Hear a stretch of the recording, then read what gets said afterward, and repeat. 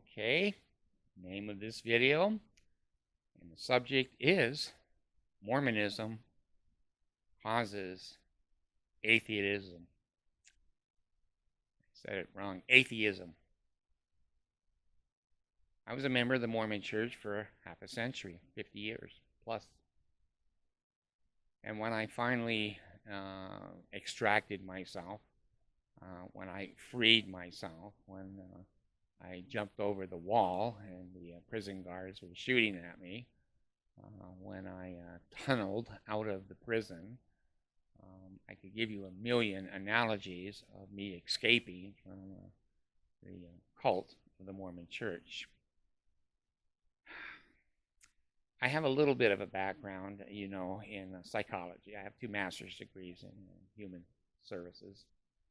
So I know a little bit. I have 14 children, 7 wives, and I'm 77 years old, and I've counseled people for over a half a century. I've seen many things. This is not my first rodeo.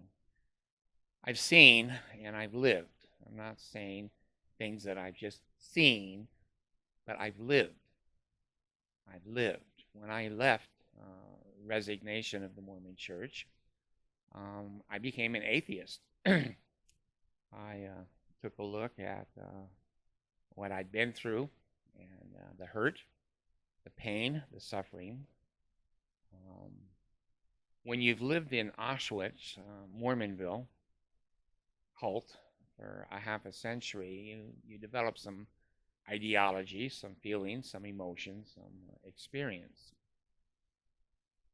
When I found out that what the Mormon Church told me were basic lies, they deceived me, they stole my money, they humiliated me, they broke my family up, they shunned me. I lived in a quasi-Auschwitz concentration camp. When I escaped, I began to look at the real world. I was ill-equipped emotionally, spiritually, mentally, financially for the real world. I had lived in the Mormon bubble for a half a century, and I had no social skills and no real ability to operate in the real world. In the Mormon world, in Auschwitz, I knew the rules, the regulations, and I obeyed. But now I'm out in a different world, and I went and said to myself, I'm going to throw the baby out with the bathwater. There is no baby and there is no bathwater. I would rather be just free. I've been beat up so much, so long, and I've been lied to so much, and I've been ripped off and scammed so much that I just want to be left alone. I want to be left alone. I don't see many people leaving the Mormon Church and going to another religion. That would be an aberration. I don't see it. When people leave the Mormon Church, they go a couple of different places. Of course, the Mormons think they're going into outer darkness, but that's not true either. When the people leave the Mormon Church, they go mostly to atheism. They don't become a Catholic. They don't become a Jehovah's Witness. They don't become a Scientologist. They're somewhat immune to cults, Scientology and Jehovah's Witness. Once you've been in Auschwitz, you recognize very quickly other concentration camps, and you're not inclined to go there. But I went through a period, and I've watched other LDS people now go through this period of atheism, where when you lie to us so long and so often, and you beat us up with the Jesus stick over and over, and you whip us with the Jesus whip, we've developed an abhorrence to saying, I don't want anything to do with Jesus. I've been beat up by the people in a Jesus mask with whips and chains and humiliation and embarrassment long enough. I don't want anything to do with anything that looks like, talks like, or acts like Jesus. Well, we get a very distorted view of our Heavenly Father through the Mormon Church, because if they told us the truth about Christ and his principles, we would never have joined the cult. they're mutually exclusive. The Mormon Church has to lie to us, or we would never join it. When we really key into the true principles of Christ, what he left here, what he taught, his principles, we could have never joined the Mormon Church. They're diametrically opposed. So we go through a period, however long, whether it's a day or it's 1,000 years, of being an atheist. We don't want to hear the word Jesus. We don't want to hear any of the principles of Christ because of the way they were filtered to us through the Mormon Church. It's left more than a bad taste in our mouth. It's been like drinking poison and thinking somebody else is going to die. Well, I think that there is an evolution from Mormonism towards atheism, and then hopefully we stop suffering enough. Time does have a tendency to have a healing process in every part of human existence. And hopefully we have enough time that we sit down, we think, we relax a little bit, and we start to say, well, let me take a look. What did Jesus himself say? Not the filtered Jesus, not the filtered Jesus that comes through the Mormon Church. We go directly to Jesus himself. We go to our Heavenly Father through prayer, meditation, inspiration, revelation, and we get the real principles and the real Christ. Christ is not into us throwing ourselves down on the ground and bowing our head and saying yes, like the Mormon temple makes us do. Christ doesn't really require us to worship him. Christ simply gives us the principles of successful living and eternal progression. Many times people will put a picture of Jesus, and I've done this in my home to remind me. But he doesn't require us to worship him. That's a fallacy. He doesn't need anyone to worship him. He's God. He's God. He's God whether you and I worship him or not. He's God. Is it to our benefit to worship him? No, we have to decide that for ourselves. But we need to focus on the principles of love, of kindness, of forgiveness, the Sermon on the Mount, the Ten Commandments, the widow's mite, the Good Samaritan, David and Goliath, and other principles that are there in the Bible and the Urantia book to help us understand what Christ was all about. He was here to reveal his Father's existence and principles of living and of eternal progression and becoming better creatures. So I've learned, I went through a hard period of atheism. I hated everybody. I hated everything. I hated. I was so angry that I was deceived. I was beat up emotionally, financially, spiritually. I was humiliated in front of my friends, my family, the public. I had been in Auschwitz, Mormon Auschwitz. And it's taken me many years coming out of there to soften my heart. The Mormon Church purposely makes you hard-hearted against anybody or anything else that is not their view and coming through their view of the world.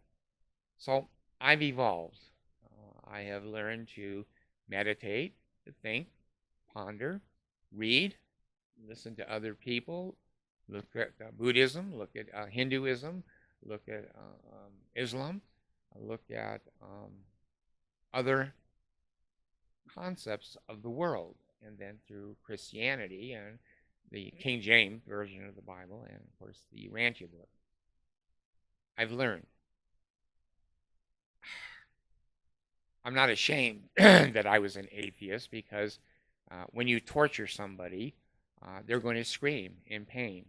When you torture, we're going to scream out. That's what the Mormon Church did to me. I was in Auschwitz, Mormon Auschwitz. And I've now screamed out. I've evolved a little bit now that I'm away and I feel safe. I feel comforted, that I feel safe, that they're not going to take my children away, my wife away, my baptism away, my endowments away. The Mormon Church is into punishment and taking away. They don't give anything. Cults never give anything. There is never an advantage to being in a satanic cult. The only thing is, they have a way of punishing and threatening to take away your family, take away your food, take away your job, take away, take away, take away. That's what cult power is to try to make people at least stay homostasis. That, I'm not going to get ahead, but goddamn, I don't want to be taken things taken away from me.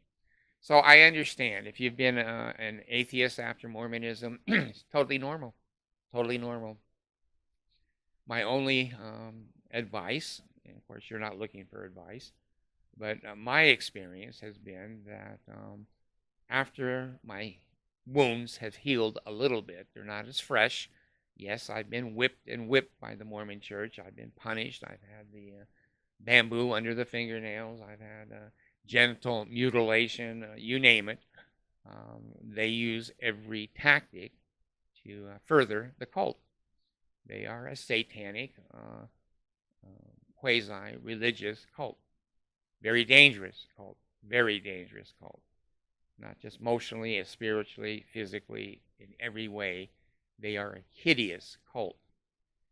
Now that I've healed a little bit, and it's going to take, when you come out of the Mormon Church, it's not going to be 2 or 3 years. It's going to take 5 or 10 years for recovery. Depends on how long you were in there. I was a half a century, so it's taken me longer. You Gen Vs and millennials, whatever, you've only been in there a few years and you said, fuck this, I'm out of here. I see a red flag in front of me. I didn't see that. So if you go through a period of atheism, it's certainly understandable. It's certainly a process. It's certainly an evolution, hopefully, to get to the true principles of Christ, why we are here, where we are going, where we came from. So please be gentle on yourself. Please be forgiving of you being involved in Auschwitz. It wasn't your fault.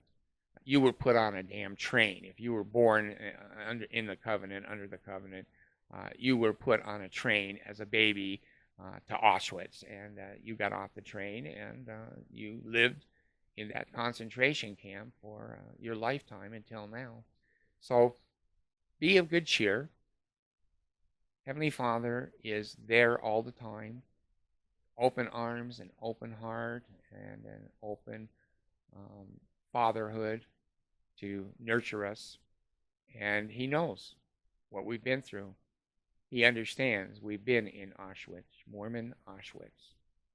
And He's going to try to heal. He's going to try to help. All we have to do is be quiet, think, contemplate, even pray, and then listen. Pray, then listen. Listen and obey. I hate the word obey because of the Mormon Church and obedience and the whipping emotionally, physically, financially in the Mormon Church. Obey. Bow your head and say yes in their temple. Bow your head and say yes. That's not really Christ and our Heavenly Father's principles. They've polluted them. They have violated them. They have made them hideous. And it makes us sick.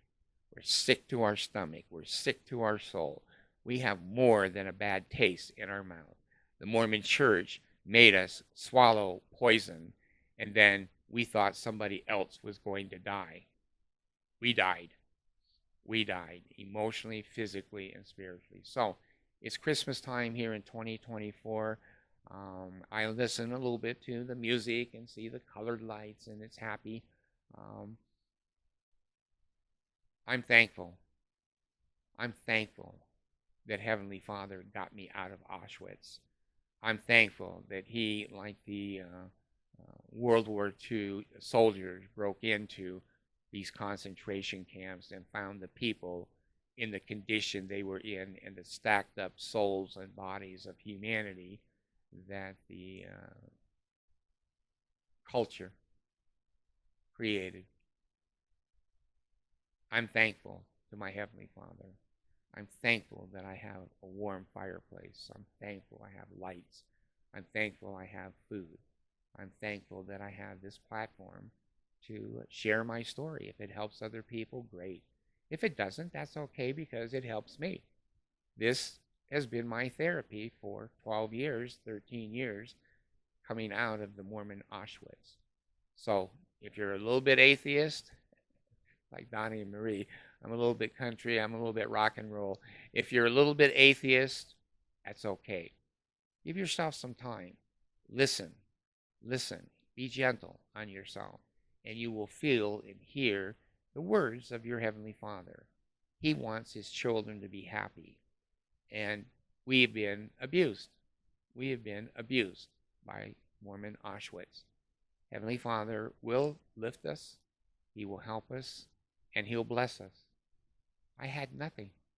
I had nothing when I came out of Auschwitz. I hated Christ. I hated. Took years.